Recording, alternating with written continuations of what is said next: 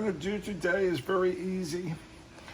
The upper control arm bushings for first generation Mustangs tend to dry out and make a squeaking sound as you're driving down the road and the car is moving up and down on the suspension. Squeak, squeak, squeak, squeak. It sounds silly, looks silly. And in 1970 and earlier Mustangs and Cougars and Falcons, it was very difficult to lubricate the upper control arm bushings because the left and right side of the mounting shaft for the bushing surfaces was very up close and tight to the surrounding shock towers.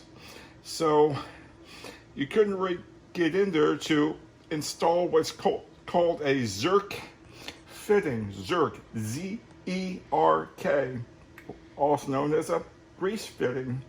But in 1971, Ford made the shock towers a little bit wider, and it really helped out. So here we have the rear of the bushing shaft, and that's a Zerk fitting here. And up front, there's the front one. Lots of room in here. Earlier Mustangs didn't have enough room to put a finger between there. So to grease these is very easy. We use a grease gun with a high quality wheel bearing suspension grease. I'm using Mobile One synthetic. I already wiped off the tips of the Zerk fitting, so any grease or grime or dirt that's accumulated will be gone. That's important because the grease gun has a fitting that goes on top of the Zerks. Push it on, squeeze the handle, it forces grease in there. I don't want grease going in with dirt. And I do that, a couple of squirts on each side. Doesn't take much, and we won't have to do it again for about 30,000 miles. Okay, so I'll start with the rear. I've uncapped the grease gun fitting end, made sure it's clean, and now I simply push this onto the Zerk and start to squeeze the trigger. Oops.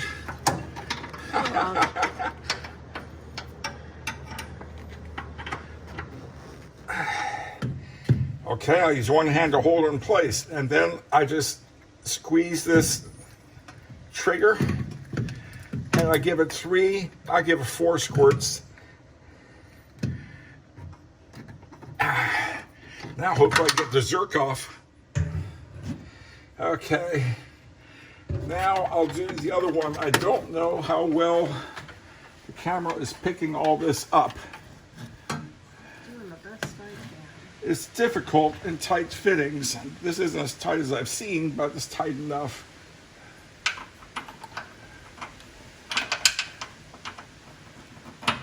In place. 1, 2, 3, 4. Getting these off the Zerk fittings can be difficult. They're designed to not stay out permanently, but tell that to the fitting.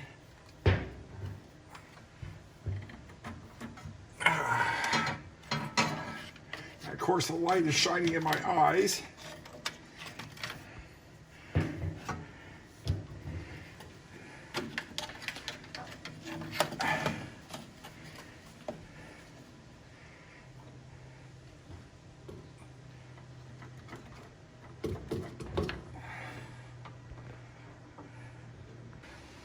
I got the grease gun Zerk connector disconnected from the Zerk fitting. I did that by wedging in a screwdriver and popping it out. It's nothing more than a latch fit, and sometimes those can be a little bit difficult coming off. So now I'm going to put the wheel and tire back onto the rotor hub. Okay, can we ask a question? Put the light back on there. Or where'd the light go? I asked a question because all this grease looks like it came out down here below. And he said that's normal. That's not abnormal. All that means is that I got enough grease into the bushing itself. So it just comes through. I can wipe it off if I want, but it doesn't hurt anything. Okay. Now on the front, harder to see, but there is a little bit that started coming out. Yeah, I can't And get that. all that means is that I got plenty of grease in there. I don't want to go crazy and have it all over the place, but I want to get enough so that grease gets into the bushing area internally. And as the car moves up and down and the control arm hinge points rock back and forth on the bushings, what grease is in there will spread around, lubricate, and any of the noise we hear from the upper bushings going down the road will go away until it dries out again someday.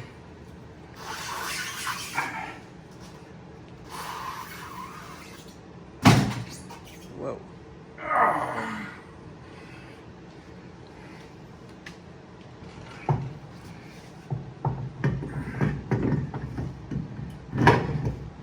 Okay. It might sound really simple to put a wheel back onto a car, but there are a lot of right ways or wrong ways of doing it. So I thought I'd have Linda record the way that I do it, which is, of course, one of the right ways. And I say one of because there are a few ways to do it.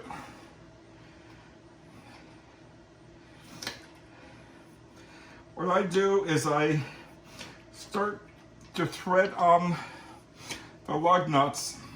I want it to go in about 2-3 threads so I know I'm not cross-threading. It isn't too hard to cross-thread these things, but it does happen at times. Then I have an electric impact wrench. Very nice to have. What I'm going to do is I'm going to slightly tighten these down in a rotational direction, skipping every other nut. And once I have it tightened down a little bit, then I'll give it a final torque. And again, rotational direction, every other one. That way we don't put any warpage on the wheel unnecessarily.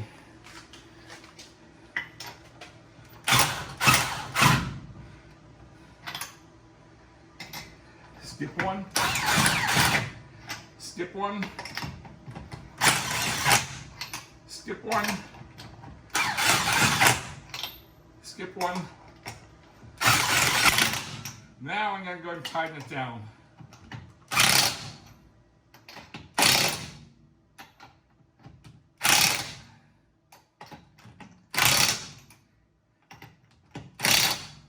These impact wrenches can deliver in 3-4 hits like that about 100 to 120 foot-pounds or pound-feet of torque.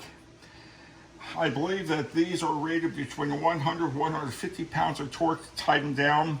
I've never had a problem using a good impact wrench tightening down as long as I don't try to over-tighten it.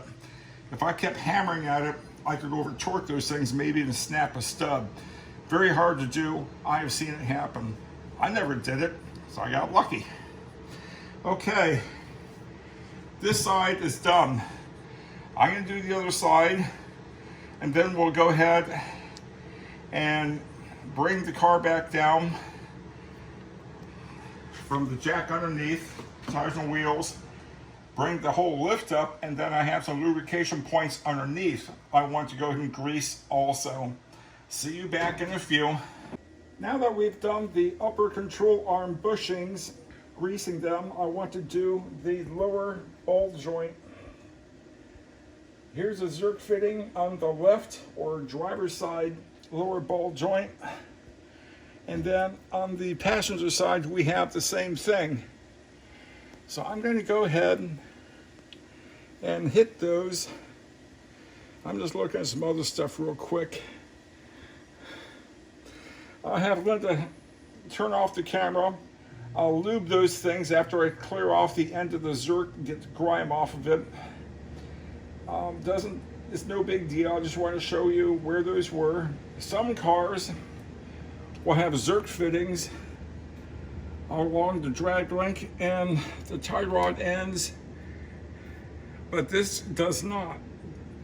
If we ever needed to replace those parts of the suspension, the new parts, if they're quality made like Moog, M-O-O-G, excellent products, they often either have a Zerk fitting or they have a hole tapped and threaded to put a Zerk fitting in, and they'll pre-grease it and they'll put a small screw in the screw cap.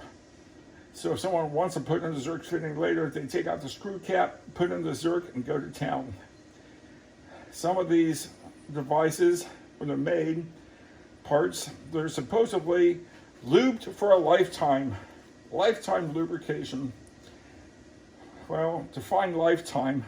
Usually during the period of ownership of the person that bought the part, and you better have the receipt, and you better document the miles. Otherwise, the lifetime warranty is maybe worth the paper it was printed on. Okay, we're signing off so I can grease these things up, let the car down, and oh, before we do, but wait, there might be more. On some cars where we have a front and rear U-joint, the U-joints will have a Zerk fitting so we can grease the U-joints, universal joints, easily. I don't always see Zerk fittings on the factory provided U-joints. So the way to pack those is you disconnect the tail shaft from the back differential, pull it out of the transmission. There's some snap rings that hold some cups, metal cups, for the U-joint bearing surfaces. You press out using a special tool, and then you put grease in there and put it back together if the bearing surfaces look good. Sometimes they're worn, and you got to replace the U-joint. Some of these U-joints, when they come down, you'll see that there is a pre-drilled and pre-threaded hole where Zerk fitting can be put in. It's a good idea for later lubrication. If not, don't worry about it. When the U-joint finally gets replaced, same thing as other suspension parts, the higher quality manufacturers will either have a Zerk in there or it'll be pre-tapped and drilled for a Zerk and put one in. So lubricating the U-joints becomes a very simple matter instead of having to disassemble, pack, and reassemble. It takes a little time. So because this car has wheels on the ramp, I can't just turn the drive shaft, plus the car's in park, but I can feel around up there and see if I can feel either a Zerk fitting or feel a Zerk fitting cap. This car only has an original 20,300 some odd miles on it, so I'm not worried about lubing the U-joints with this car yet. Maybe 50, 60,000 miles, maybe. We'll see. Nothing there. Nothing there. Nothing there. And on the fourth yoke area, no, this is not pre-drilled, pre-threaded, or equipped with the Zerk fitting. So to lubricate this will require me to remove the drive shaft, disassemble the front and rear U-joints, grease them, put it back together, or I could be nice to the next person who has this car and replace the U-joints with a piece of equipment that has a Zerks included and just call it a day. It's easy enough to do, not a big deal. Okay, that's not for sure. We're signing off until the next little project, whenever and whatever that may be.